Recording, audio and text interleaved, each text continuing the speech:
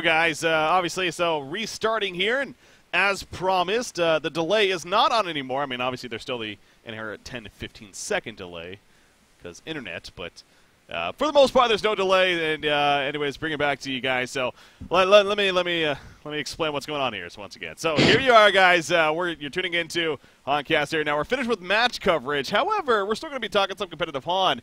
Got a fun feature for you guys. Again, this was Fusen's idea from Willowkeeper, the captain of Willowkeeper. Basically kind of breaking down their drafts of a recent series and giving an idea of what is in the mind of a captain drafter for a top-tier team. So we're coming back here. First off, let me introduce, I got myself Mini, but we got the man here, Fusen. Fusen, how's it going? Hello. It's good. Everything is nice. I'm ready to awesome. talk. Yes. Yeah, you guys are going to Thailand, so has that really sunk in yet that you're going to Thailand? I mean, it's hard to believe, but like every time it gets closer, it gets more real. Yeah. We're probably gonna get like a boot camp going. So yeah, it's gonna be amazing. I think everyone is really hyped and happy. Oh yeah. So like you were even talking about before you came on here, and again, just like how you're going to be meeting everyone for the first time in real life and getting that experience. So that should be a good time. Unless someone dodges. Ugh, let's not talk about that. I'm just kidding. We have had our instances in the past. That's unfortunate, but I'm sure all five will make it, including Boxy's mom as well. He's made that point. I'm excited to meet her. Yeah, of course. Anyways. Okay, anyways, guys, so let's get into this here. We all should have the replay loaded, I believe, so if we want to start here, I want to do a countdown. It's been a while since I did a replay cast. All right, let's do it. 3, 2, 1, go. Okay. So we don't necessarily need to be completely synced up. It's not the biggest deal in the world. But okay, so again, the idea of this is Fusen, have you on, basically breaking down your draft against, in this case, Reason Gaming. It was game one of the best of the three here from the weekend. So I'll let you take it over. So what were you guys thinking about Reason Gaming going into this series here? Right, so we obviously were not the favorites, at least in other people's eye. When we came into this series, we were not the best team, or like not performing as well. We personally were pretty confident, but not super confident. We wanted a best of 5 against Reason, because they play really cheesy. They like Team 4 and Jersey and all those heroes, which are, well, there are ways to beat them, but in general you need to play different against those heroes than, you know, your normal style. So, and especially against, we lost against Mint. That's how we met Reason. We lost against Mint mainly because we played, I would say, pretty bad. We had some players who didn't play as well as expected. And we had to realize that we have to pick like truly like good comfort heroes so we can perform our best. So if we let them play like Nymph, Zaya and those heroes, we would just change up our playstyle and just play different and worse. So it was really important to address those heroes in the draft. So talking about the draft, not sure where you guys are. I paused it at I had you guys picked up Nymph 4, and that's where I paused it. So yeah, we can start breaking it down here. Yeah, I'm just really quickly about bands. Warbeast and Jersey addressed.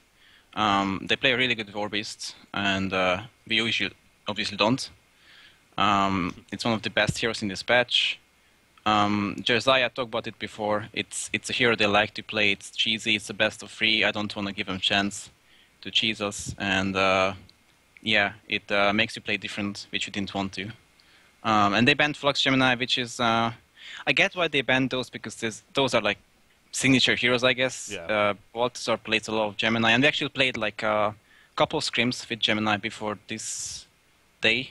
Even Suicide, or played a lot of Suicide Gemini, and maybe that's why they decided to ban. I'm not sure, but I know we have a pretty good stat, like 7 wins, 1 loss with Gemini. So could have been a reason.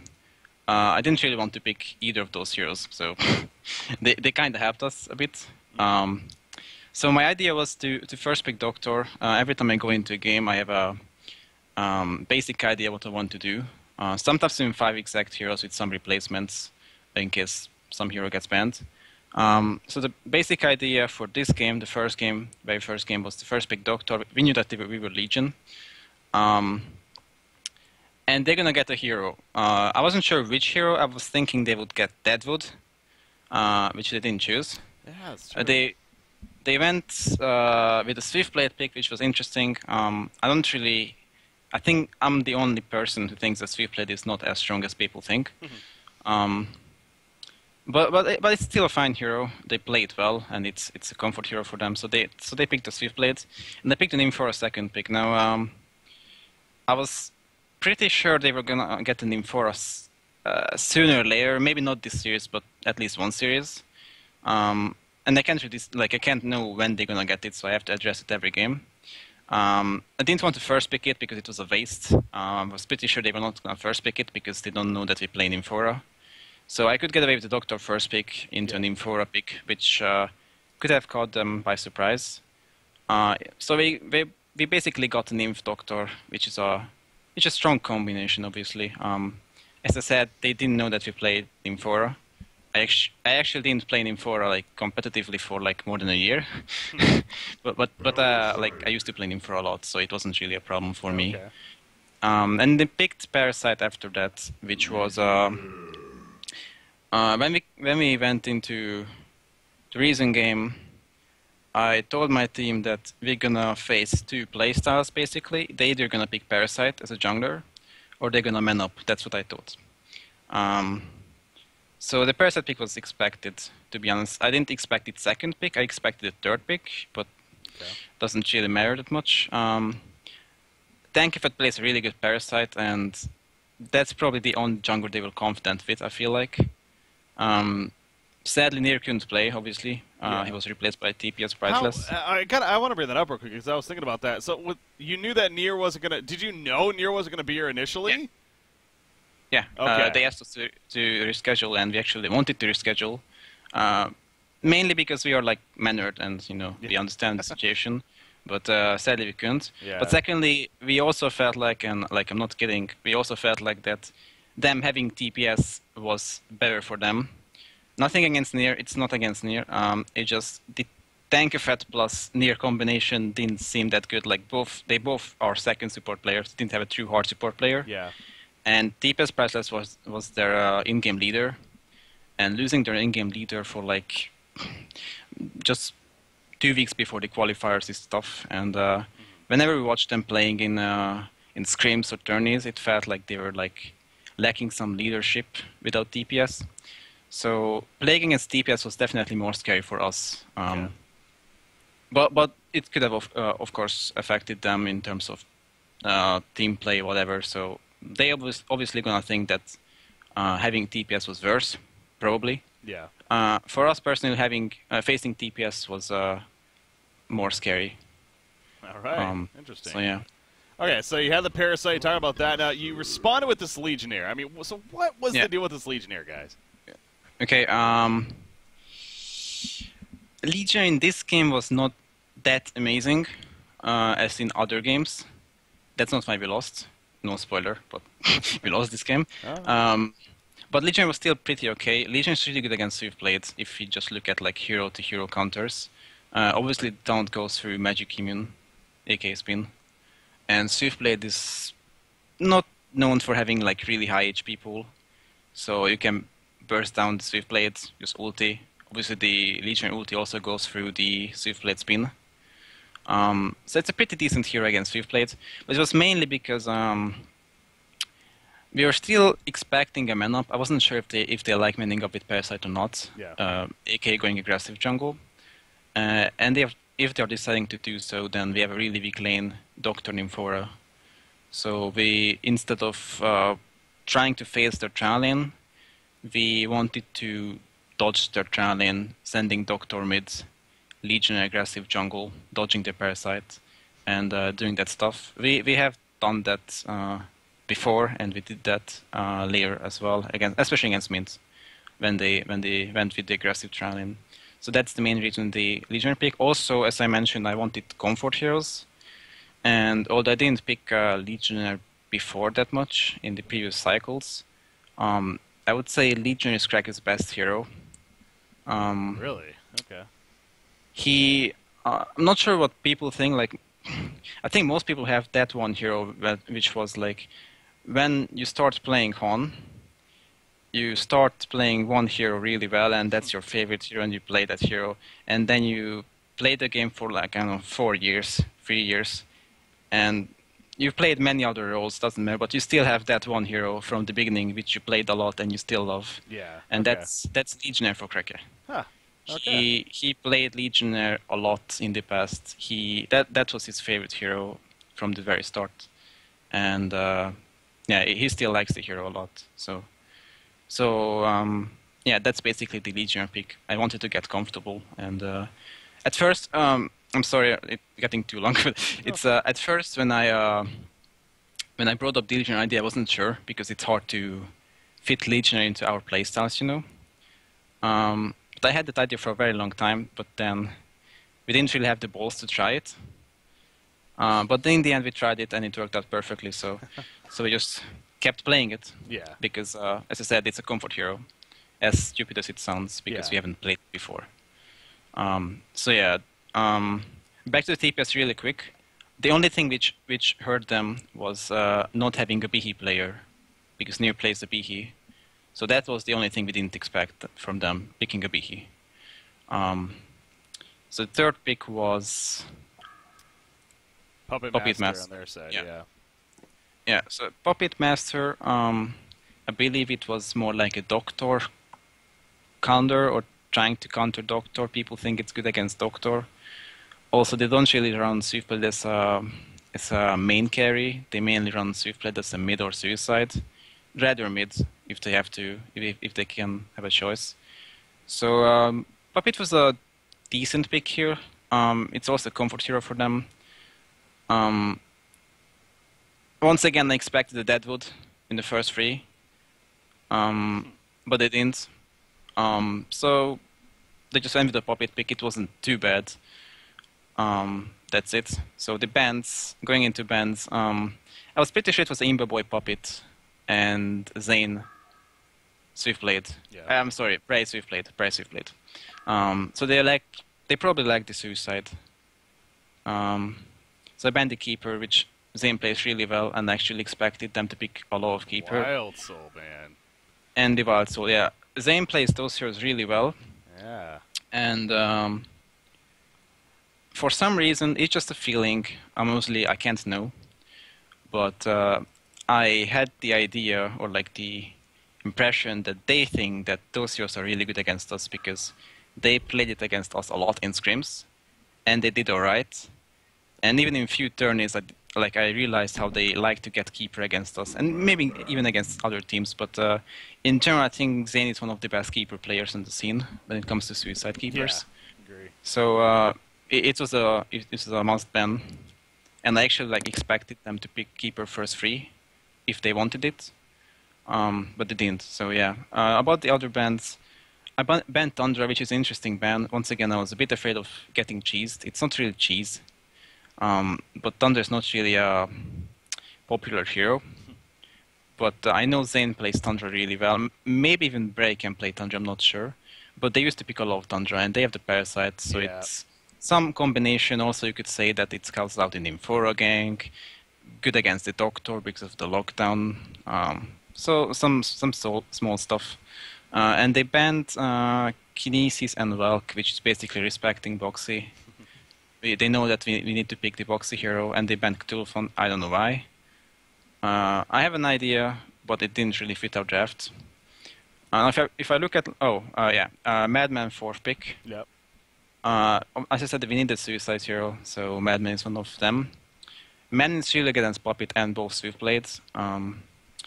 You can disjoin the Swiftblade ulti with the barrel, and you can stalk away from the spin as well, because the movement speed buff you get. Also against Puppet, it's really great. Not really because of the skill set, but how the hero works, or playstyle wise. Puppet's the hero which doesn't really handle heroes who just sit on you all the time. And Madman is one of those who, in a team fight, Madman just goes in, activates Drunken, has a basher, and just right-clicks Puppet in the whole team fight.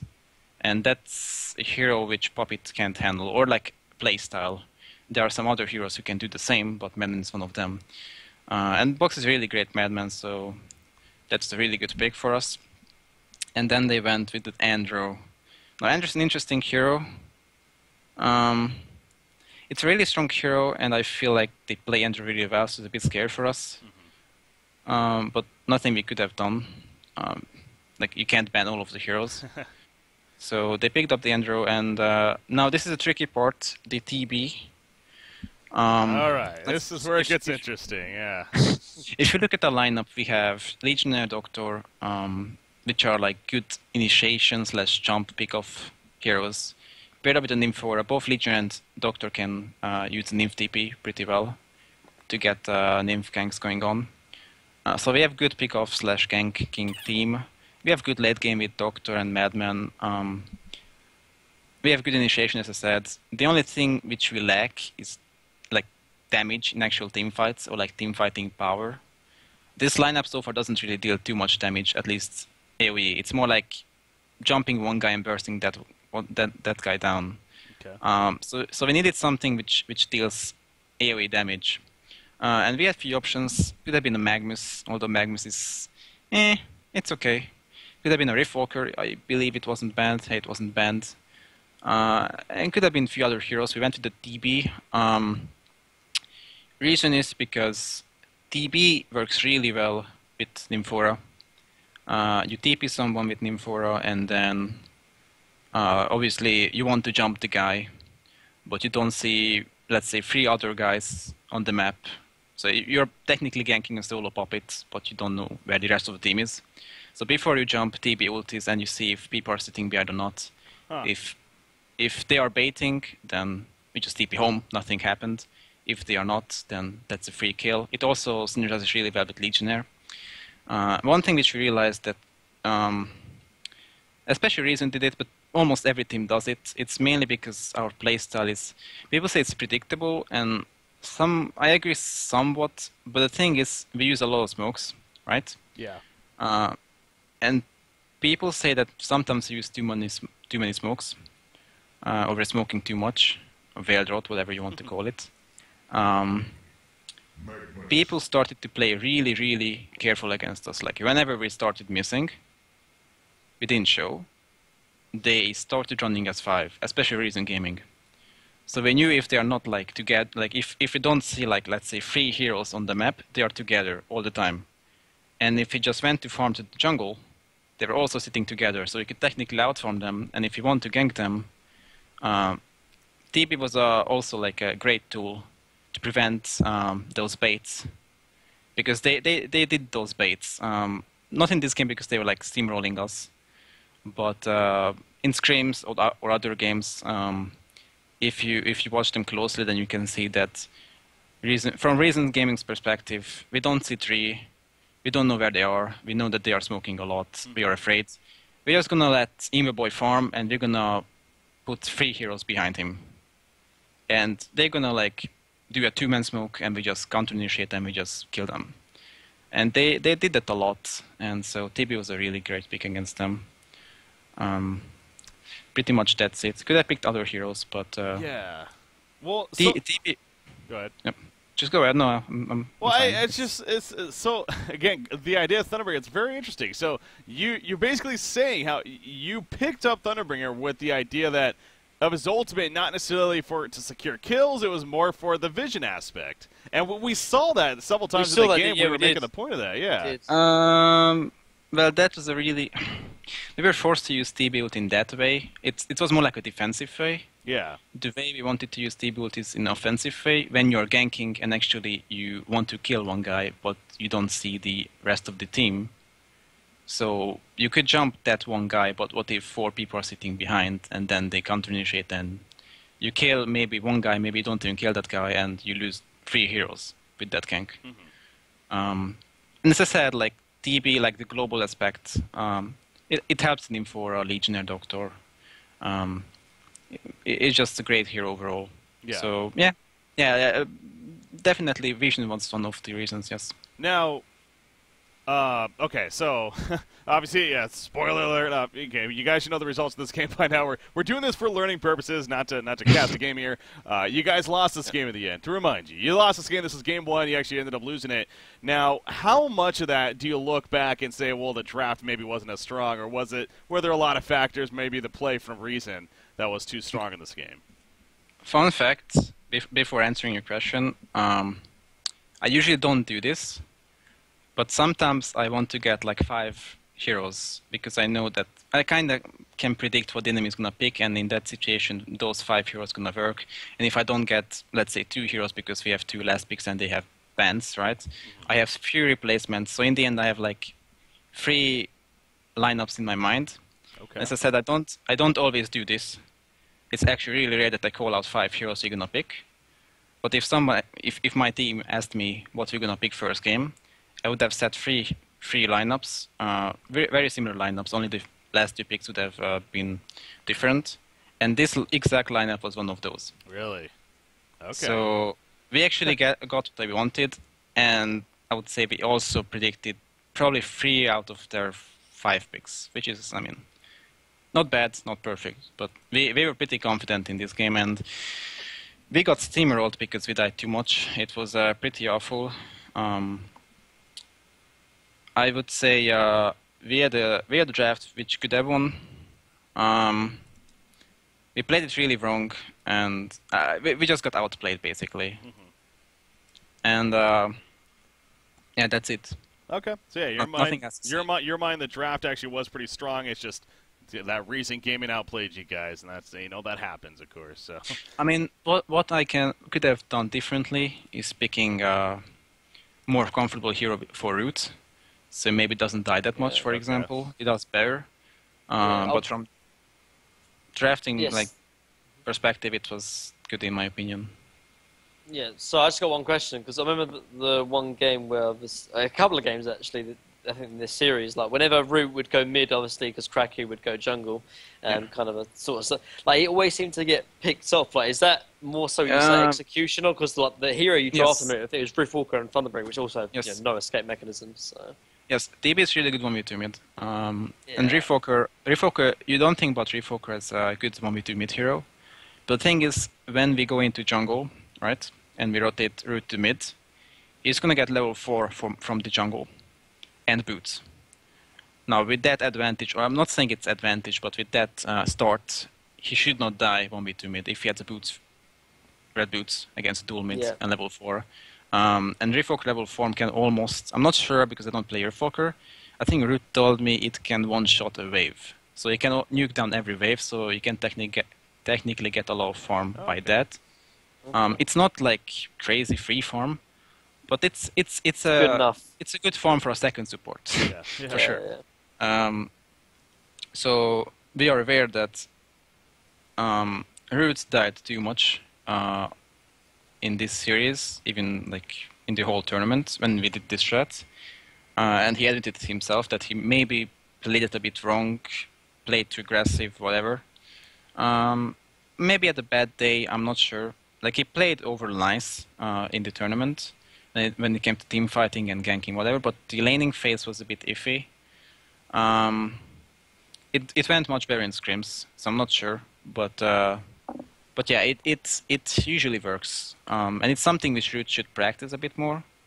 But yeah. So don't be surprised to maybe see it again or something similar is where you're getting at.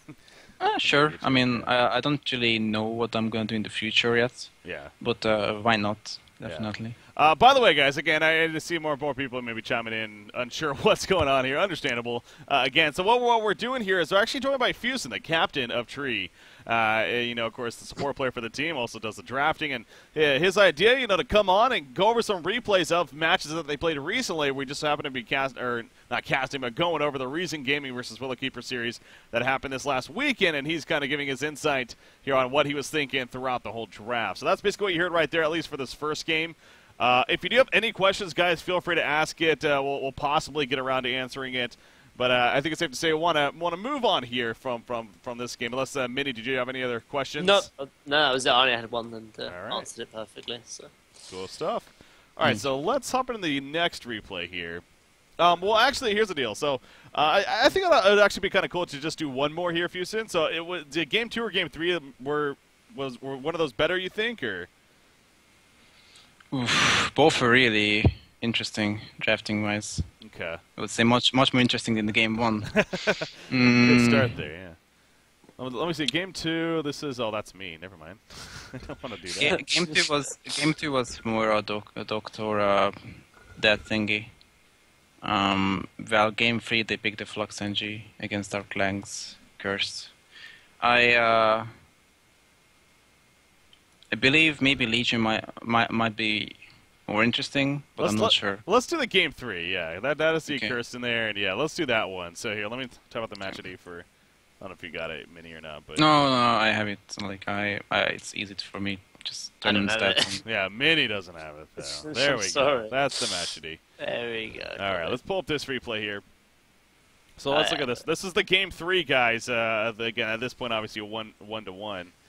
Oh, I got. Series on the line. Sorry, I just got one question. It's more general than it is game specific. But do you have a big impact or influence in terms of other people's sort of items? Like, do you say, "Oh, Boxy, go X item," or Crack get this item? Or I is know it what more... you're thinking about. You're thinking about the Astro Hag. Yeah. Or- yeah. Maybe. I think the most influence I have is on Balthazar. Okay. He used to go for Nullstone every game. Now he's not, especially on few heroes. I mentioned that it's probably not optimal. Box is probably the last one who's listening to me. No surprise. I mean, no, I generally like to let people to play the game the way they like. I just like to discuss item choices with team together. And if a guy feels like, if someone feels like that, like a item is good, and it fits the playstyle and the hero, and he can explain it, and it actually works in a few scrims, then I'm just gonna let him do it. Obviously, if it's failing every game and you can clearly see it, then we're gonna discuss it as a team. But there's nothing much to discuss. I mean, if you're thinking especially about the Astro Hag, I personally, I'm not a huge fan of it. But I'm not saying it's bad. I was just wondering, like, if you no, do, it's not bad. Yeah. No, like that was definitely the most questionable item pickup in the whole tourney, maybe. But I don't think it's bad. I actually start liking it, but we have not lost with it yet.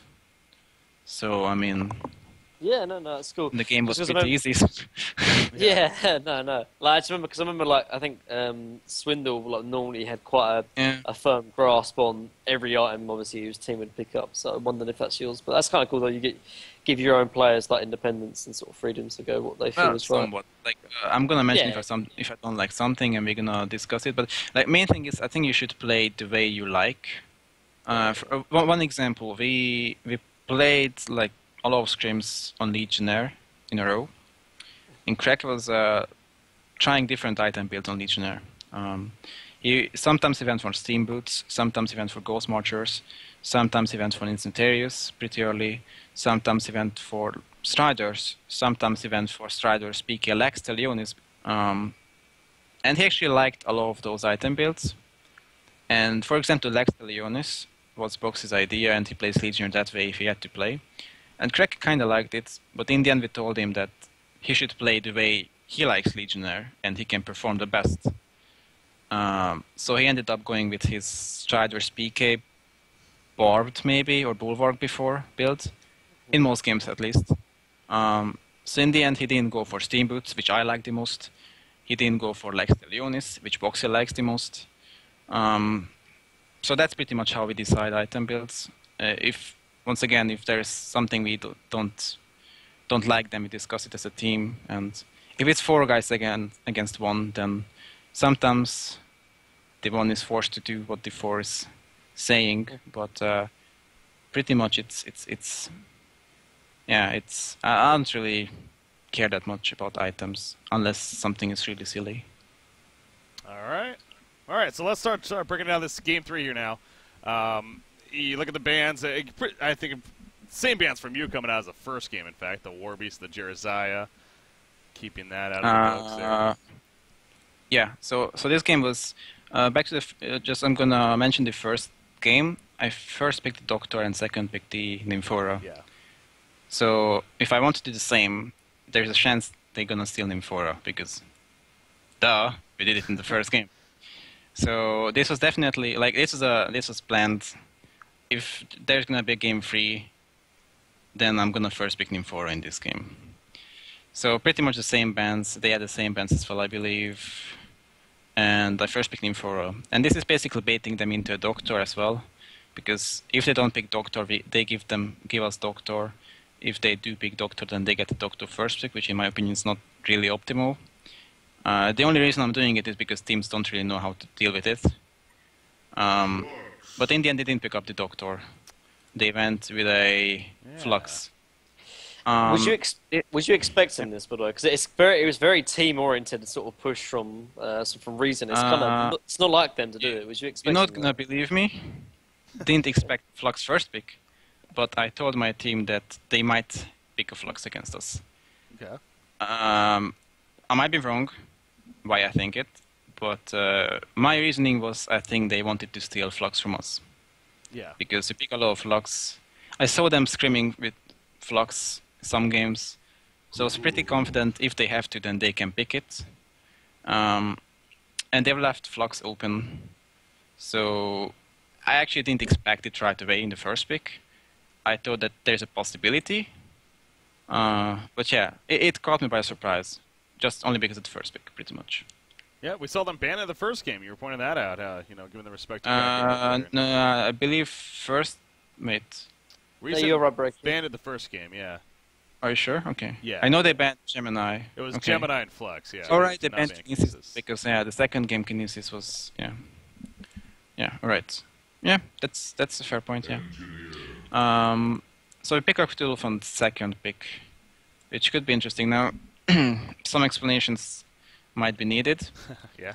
I'm not a huge fan of Cthulhu in general. I think it's a good hero, but not an amazing hero. However, it's pretty good against Parasite. You can eat Puzzle Box, you can eat the Catapult. You probably don't have to worry about Parasite going aggressive and stuff like that. We lost the first game when they had Parasite, and we won the second game when they had Parasite as well. But we had a Cthulhu in that game. And I would say Parasite was one of their best hero or player impact-wise in the second game, even though they lost. And if you ask me, it's gonna sound really silly because like it's really weird, but I feel like Dankovet's best hero is like probably Ophelia and Tempest and Keeper, but for whatever reason he just can't win with those heroes against us. And the only wins he has against us, I'm not kidding, even in scrims, even in tourneys, is when he has Parasites. Okay. And he is definitely the scariest Parasite we have ever faced. But once again, it's just interesting how his Ophelia and Keeper is stronger in my opinion, but he just doesn't win with those heroes against us. So we were done with Parasite basically. We just faced Parasite twice in a row. We were like, fuck that annoying hero. Let's not give Tankafat Parasite. And they still could have picked the Parasite if they wanted to, but I figured out if I pick Tulfan now, then they're not gonna do it. And that's what happened.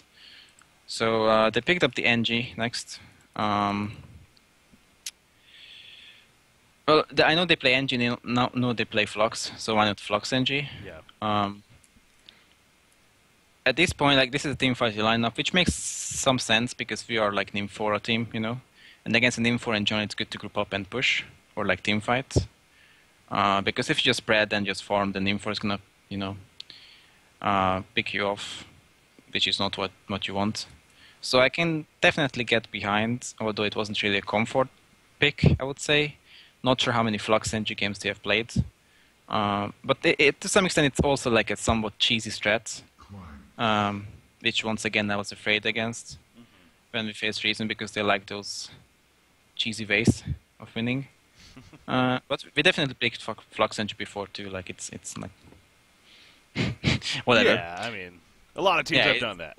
Yeah, it's nothing wrong. I'm just saying that if anyone, then I would say that Treason is picking most of those like Yeah. not enjoyable heroes. You or talking about the combinations. Jeremiah? Yeah, you guys banned that in the first Yeah. game for that reason. So. And we first picked Nymphora, so we don't let them that as well. Yeah. So we picked Clanks here, which was a really good pick. Now, people might not know how to play against Clanks. They had Flux NG, which is like team fight initiation, team fight potential, whatever you want to call it. It's not proper initiation. It's like NG blinking in or placing an NG field and then Flux pulling people in. It's good in team fights. It's not good for actually catching one hero. And if you don't have a way of catching Clanks, who's going to sit in the background, you're just going to die. So Clanks, if you think about it, is really good against Flux NG, because if you don't get caught by the Flux NG combination, which you shouldn't, then you can deal tons of damage. And on top of that, Clanks is also going for Nullstone many times, going for Shrunken and those items. So unlike, for example, a Puppet Master who doesn't have the ability to sit back in a fight, he wants to, but he can't all the time. Clanks is a really good hero for that. And they picked the Keeper after that, which was more team fight, more group up. As I said, they expected a Keeper.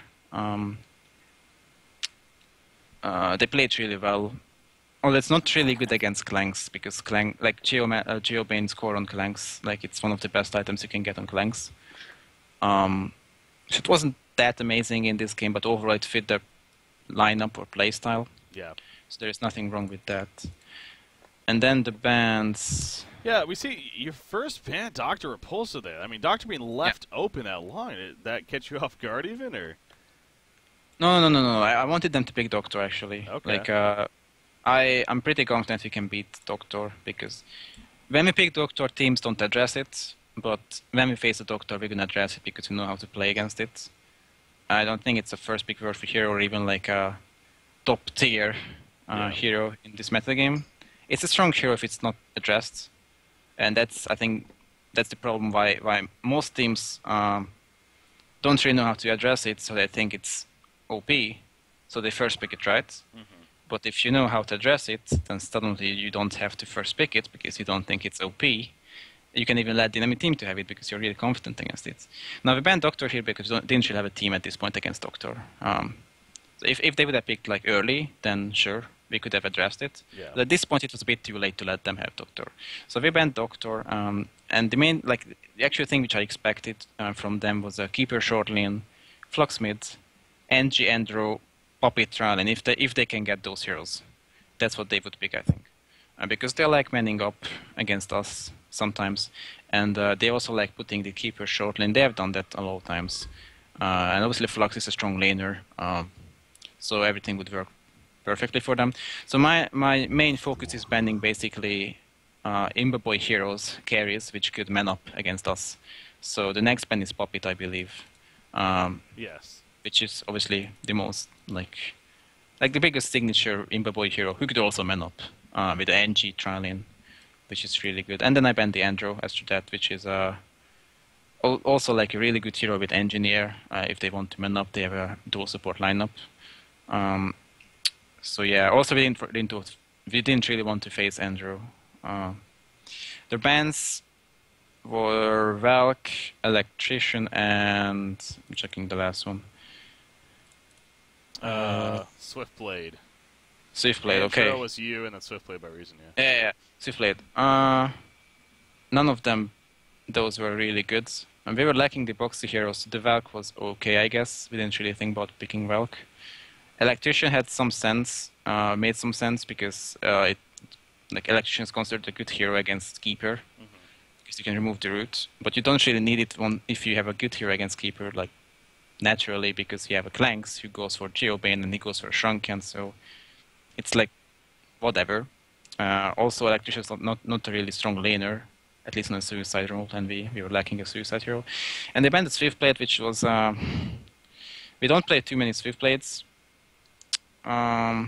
We could have picked it, but I didn't really want it. I don't really understand it. Flux is pretty decent against Swiftblades, so I don't know.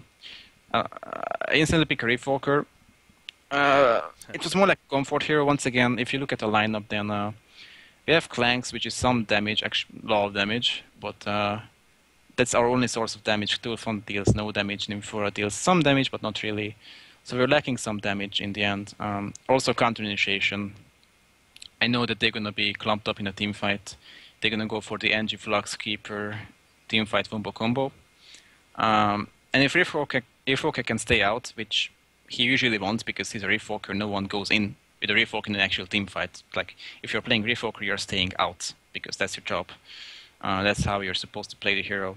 So if he stays out and waits for the Keeper, Flux, NG spells, and then later on he counter-initiates when the actual team fight starts, he can get a good Riftwalker ulti off, some damage, and so on.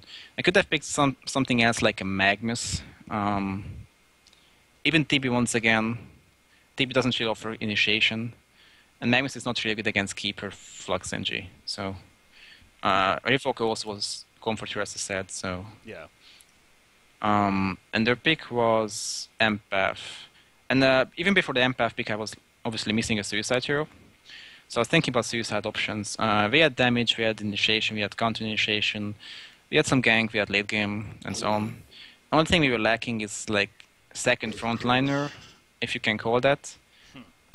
We have a Cthulhu front which is tanky enough to stay in the front, but especially like with a hero like Kalanx, who really wants to stay in the back. Like, Kalanx never ever wants to go in first and be in the front, especially against NG Flux. Obviously, he wants to stay as back as possible, and Riftwalker wants to stay outside of the fight. You need someone who stays in the front. So we definitely were looking for some kind of frontliner who can create some space for the Clanks in a team fight. And I was already thinking about the Curse. We had some other options, but if you look at heroes, a Curse is pretty good against Keeper, can remove the root, although it's not really important, because as I said, we have like decent hero against Keeper. Can remove the NG Silence if it's needed, some small things, but it's a really strong laner and can go well.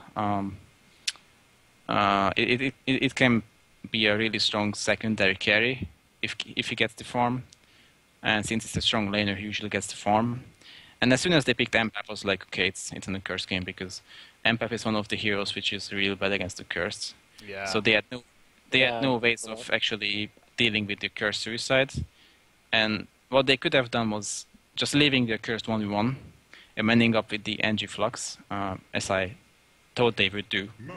But I banned Puppet Master, which was their only man-up hero left, so they needed an immovable hero which could man-up. They could have picked like something like a Panda or like maybe CD. That's not too good. But I'm not sure if they play Panda, and CD wasn't too good in this draft either. So they're kind of screwed because they either like don't man up and they run the Empath against a Curse, which is terrible, or they man up and that they don't have a good man up trial lane, or at least comfortable trial lane. So they decided to go with the Malicam, which was the not manning up way.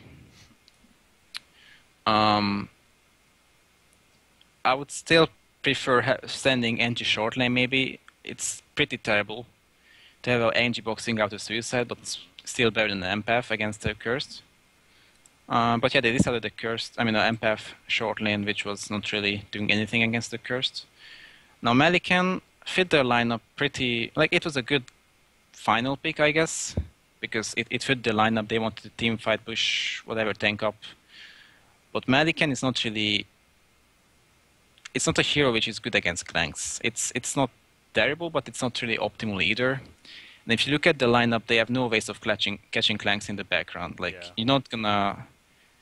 and that's the key. If Clanks can stay in the back and just deal his damage, which is insane, then everyone will die. And we had a Cursed and Cthulhu front in the front, which tanked all the damage. Refocus stayed also in the back, who counter-initiated.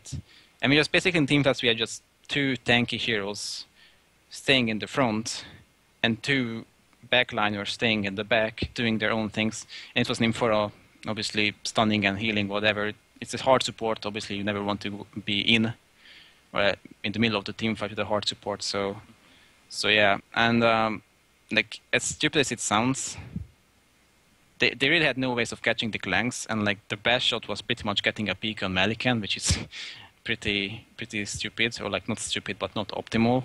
But even then, I'm not sure if they could have, like, I don't feel like they had any ways of dealing with Clanks, and that was the key. And obviously, the laning phase went really well for us because, as I said, the Curse is good against Empath, and Clanks had really good farm in the start. And also, I got a lot with Nim 4 because they didn't mana pour anything, so I could just leech XP in the jungle and pull whatever. So I got a pretty early 6. I believe I was 6 when they were like level 4 or maybe 5 with supports. Okay. And I could just use my Nymph TP pretty effectively, and we just ganked a bit. They started grouping up, but we had ways of dealing with their team fight lineup. And we farmed a bit.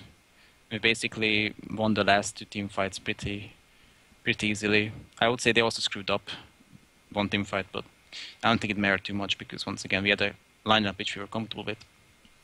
So that's it. All right. So, yeah, very interesting there. I got a couple questions myself. Well, more so one big. Why do you think no one else really runs a Cursed? I feel like you guys are the only guys. It's been more recently, sure, but Boxy's showing, especially in the Suicide, obviously with the synergy of even the Valkyrie Curse lane. Why do you think you guys are the only ones that run a Curse, and are you surprised others don't? I believe Ogre runs Suicide Cursed, by the way. Okay. Yeah. Why no one else runs a Cursed? Why no one else runs Riftwalker? I don't know. That's true. It's a hero which doesn't seem the best hero on the paper. People could doubt, oh my god, carry a Curse, it doesn't work. I mean, you don't have to play a Curse in a carry-ish way if you don't want to. The main point is that you face certain lanes which cannot do anything against you. Like, you are just a Suicide who gets full XP from 200 to 250 GPM, depends how good you are, against some lanes. That's just amazing for a Suicide hero, I think. Yeah. If your 1v2 can get 200 or 250 GPM if you're really good, and then layer on, depending on what you build, but even, like, you only need an Abyssal. And even if you go for a utility build, Abyssal is good in that. So if you go for Abyssal, you can farm Ancients pretty easily every minute. So you're gonna get the farm with the Curse no matter what. And it's your decision if you want to turn a Curse into semi-carry or a utility or Cursed. If you go for a, like, let's say Ophelia, Defiler, whatever push lineup, then the Curse is obviously like a hero who gets the Astrolabe or whatever utility item, tablet, you know? Like, it's kind of like supportish hero. But if you want to run a Curse as a carry, that's fine. I mean, it's maybe not as strong as people like would like to have a carry, but it's not like a main carry. The point is that a Curse is always secondary core, which is not only like dealing damage and is annoyance in team fights, bashing people, whatever item build you go for, like staying in the front, but he can also help out your main core, which is usually staying in the back, not as tanky, and the shield helps that. Yeah, the Jereziah style.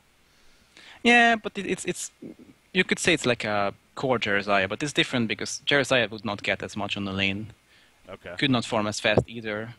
And the Curse is removing sheep sticks, removing keeper ultis, and stuff like that. Yeah. And if a Curse gets a staff, he just doesn't care because no one can kill him. It's ridiculous, so, yeah. Okay, so one more from me then. Malakin being that final pick. You talked about how it kind of makes sense with their lineup. You kind of get where they're coming from. However, the drawback for them was that Imboboy had never played Malakin before this game. We pointed out that stat. Quincy made that very clear. Yeah, he did play a lot of Malakin in scrims. Okay. And I believe they were going to pick Malakin against us. Well, I didn't believe that. I was just thinking about potential bans. And Malakin was one of the bans I had in my mind. Okay. Especially if he had Legionnaire, because Malakin is pretty good against Legionnaire. So if they didn't pick a carry in the first 3 picks and we had a Legionnaire, I could have banned Malakin. That situation didn't happen, but I could have banned Malakin because Malakin is really good against Legionnaire, obviously. It's a bit more tanky, has a lifesteal, attacks faster when it's low, and so on. So it's a pretty good hero against Legionnaire. But we didn't have a Legionnaire, so I wasn't really afraid against Malakin. As I said, in this situation, Malakin didn't really... it fit their lineup, but it wasn't that amazing against our lineup. So, there are gives and takes. Yeah. I wasn't really scared of Malakin, and as you said, maybe Imberboy wasn't really the most confident Malikan, but he played Malikan against us in scrims as well. I believe against other teams as well. And he actually won scrims against us, so maybe that's why they believed it's gonna work. I don't know. Okay. But it was definitely not a first-time hero. Like he practiced it before. Gotcha. But sure, it wasn't a puppet master. Yeah, exactly. It wasn't something where we just see him on all the time in the competitive mode. So, but yeah, they took that chance, and obviously didn't work out for them, but worked out for you guys, and that's why you're here in the first place. So, Minnie, do you have any questions on this draft? One last one. It's less so about drafts of Super in general, more so. I think we can all agree that Tree are the most innovative and the most diverse team in the scene right now. That's without a question. But is there a reason why all the other teams? I mean, I know Break said, "Why is there a reason why teams aren't picking up a curse?" But is there a reason why teams just aren't simply experimented and doing the Tree way and doing loads of different sort of drafts and things? Because clearly for you guys it's working, but other teams they're not doing it. It's not working. I think it's one thing being creative and like trying out new stuff, and one thing being or like having good heroes as well. I think definitely there are some teams like I think Nullstone has some ideas on their own as well.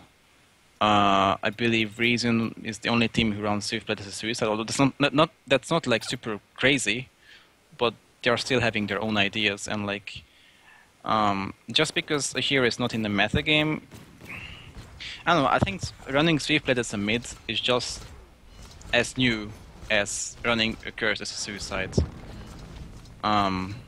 Obviously, a curse is maybe more crazy because people have never seen it, but running Swiftblade as a mid is still an idea, and it's still something new which people have never done, right? Yeah. It's not like they do it for one game, but they do it a lot for Bray. We are probably a team who has the most amount of crazy ideas. I believe it's because we have like some players, Boxy and Root of Z, who like to play some different heroes as well, or different playstyles than the normal players or teams, whatever. And I'm also kind of forced to have those ideas because we have some limitations here and there, so I have to, find a way or other ways of playing. So that pretty much answers your question. Yeah. Cool. I also want to mention that I used to be really when I was drafting 2 years ago. I was still playing with Boxy and Roots 2 years ago. We were not called Tree, but whatever. But when I was drafting for them back then, I was really I was different type of draft. I was drafting always the same lineup, the same 10 heroes. They always picked Keeper and Tempest, basically the SG heroes, Yay. And they always went with those heroes. And one day Root said he's done with one because he hates those heroes and everything, and he just left. No. We talked about it a lot, and to be fair, I didn't want to change. So I tried to convince him, and he stayed for a long time, although I disliked. Oh, he also played support, by the way, like hard support. So I didn't like that, and I tried to make him stay, and it worked for a long time. But then one day he was like super done, and he said he's never ever gonna play hard support, and he's done with every jungler. Wait, and who is everything. This? Boxy? Root of Z. Oh, Root of Z. Okay. I wish Boxy could play support, but Not so much. So then Root left, and then we were still playing with Boxy, and we were playing for some different teams. But in the end, later on, I asked Root to come back because we were lacking a player, and he decided to come back. And that's when I was like, I know that if we do the same thing, it's not gonna work out. Yeah. So I have to think about something, and I had really hard time finding a player. So like, I could have chosen someone else than Roots, but I really had a hard time finding a player. Plus, I knew Roots, and he was a good friend of mine, so why not? The only problem was that I had to find a different way of playing. So that's when it all started, and well, since then we had a lot of crazy or like different ideas, pretty much. So I mean, I guess it's all me, but I have to thank Root of Z for showing me Giving you the push. the real way of drafting. All right. But yeah. That is interesting. That's some good background there to have, and seeing how things have developed. So, yeah, you and a lot of teams, why try something different that works for the best team out there, Stay Green-esque, and the Keeper, the Tempest? It's like, why should you try something different? Because that works so well for them. But yeah, I think definitely the way of drafting is like you should draft what works the best for your team. Yeah. And I think I believe I'm good at many things, and I'm bad at many things as well. But one of my best abilities is to read what players are good at and bad at, especially players I know, and that I can use to my advantage. So I try to draft a certain playstyle, or like give a player certain heroes, which work really well with the player's playstyle. So that's definitely, like, you should of course do whatever you feel like it's good and not copy other teams. Yeah. Yeah, you guys have definitely proven throughout the season, and now you're going to Thailand. Mainly a big part to your drafting and your diversity and being willing to try different things and make it work. So definitely, that's been fun to watch, and looking forward to seeing more of it, of course, at the World Finals. So, all right, I think that pretty much starts concluding it, though, as far as you joining us here, Fusen, and giving your behind-the-scenes insight. Very informative. I mean, we've never really done anything like this, and I think it's safe to say, I'm glad we did. We definitely got some great insight here. How you guys at least draft. And I know a lot of captains out there may not necessarily be as open as you to wanting to give away some secrets, but hey. I don't feel like I give away too many secrets. That's true. When I draft, I usually have a much, I think much deeper and a bit different way as well. It's a somewhat more like basic way of talking about draft, but like those are definitely like reasons why I pick those heroes as well. Yeah. But I don't feel like I give away too much. There's way more. Yeah. I think about. So Well, I pretty much mentioned that Accursed is good against Empath, and I Clanks is good against Flux NG and stuff like that. But give away too much. No, So. I think there's still plenty out there that, for good reason, is to hold to yourself, and as you should, but at least keep chiming in and giving us at least a simple idea almost of what you go through and whatnot. So that was fun, though. That was fun. So appreciate that very much. Minius, are you good? Yeah, I'm good, man. Here? All right. Well, I think that is going to have us come to a conclusion here. I'm actually finishing off the replay, even of you guys pushing in right here. And yeah, they bought the Resto Stone on Keeper. They basically went all in at the end here, trying to hold. And the Flux ulti, it wasn't enough. Are you watching the Balthazar. replay? The game we're watching, Game 3 right here. So, Yeah, but you guys won. Yeah. Basically at the very end, the final fight. 32 Yeah, and I a was half stuck on the minutes in. cliff. It was really fun. Were you? Yeah, let me see. Oh, yeah, I you remember were. that. Yeah, you're Yeah. up here. Yeah, you had to work your way down. I mean, initially it was scary, honestly, but no, they... I remember, I think you got that clutch stun off actually. You stopped Keeper doing his second round. You Stun said you it got. in the cast, but I believe it was more like Cracker. Oh, yeah. I stunned okay. as well, but like You stunned kinda after, stacked yeah. stuns. Yeah, we stacked stunts, but like I'm if looking anything, at it right it was, here. If anything, that was Cracker, not me. Well, so Krake's playing the Cthulhu fight. Yeah, his trample hits Keeper right as he's about to reel. Yeah, no, yours Yellowstone was also coming at the same time. To be fair, so honestly, yours might have stopped it too. But you both had the same idea, and that helped. I mean, Balthazar was actually almost dead. Well, he does die initially, I guess, but He had a token. token brings him right back up. Yeah, I mean, the only reason he died was because he was in the front, yeah. which he shouldn't be with the Clanks, but he had a token. So Feeling good about that. And there you go. Yeah, so even some match breakdown there. Okay, well, appreciate that, Fusen, once again. That really was very informative, a lot of fun, and look forward to maybe even more in the future, but definitely thanks for coming on today. So, any final words from yourself? I hope people enjoyed it. I tried to not to give away too much, so if it wasn't too good, I'm sorry. No. Yeah, I mean, shout out to I people liked it. watching and all the fans. We're gonna try to not disappoint people in Thailand. We are happy we earned it, Yeah. and we might have some exciting news. Who knows? Maybe yes, maybe not. Maybe. Exciting news is always fun. Yeah, Sure. going to DreamHack Summer, for example, and That's maybe some other stuff. Maybe roster issues. Oh. Maybe Voximum replacing Kraka. Yeah, Foxy's mom. You never know. Start playing some Han and owning it up. Right on. All right. Yeah. All right, fun times. Okay, thanks again, man. And as far as us here, guys, we are going to be wrapping it up officially now. That is going to do it for us today. So, ladies and gentlemen, hopefully you guys enjoyed today. Not only this segment here, but of course the matches that we had beforehand. We had the Onslaught officially kicking off today. 2 games in the books from that. We're in the group stages currently. Things continue tomorrow. Not tomorrow. Thursday. Thursday with that. Starting at 3 p.m. Eastern. 2100 Central European Time. The matches that are going to be going on for that, we got Sync Esports versus the Solaire Club to kick it off. That'll be followed by Willowkeeper versus Fresh. So speaking of you guys here, you get a nice little rematch there early on in the week. So that should be interesting.